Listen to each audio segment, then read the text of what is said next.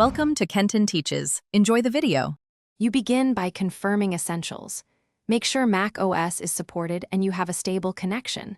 Sign into your Microsoft account so licenses are recognized. Once done, open Word or Excel and go to the Help menu, then choose Check for Updates. This launches Microsoft Auto Update. If Auto Update is missing, download it from Microsoft's support site. You need that utility to manage Office updates. Start this now so the updater can detect available patches and prepare downloads before installation. Once Microsoft Auto Update opens, click Check for Updates so the app lists available builds.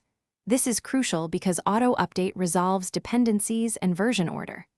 Make sure you select the update channel that matches your subscription, current channel for frequent features, monthly enterprise for stability, because that affects which builds appear.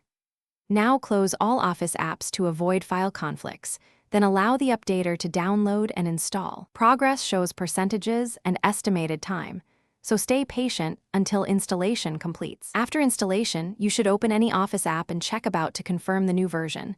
This verifies success and triggers any post-update migrations. Make sure you sign in again if activation prompts appear, then open a few documents and templates to test functionality.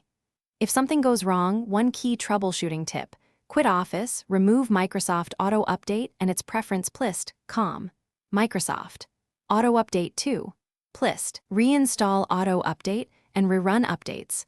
Also check your network and disk space before retrying. Thanks for watching. Please subscribe if this video was helpful.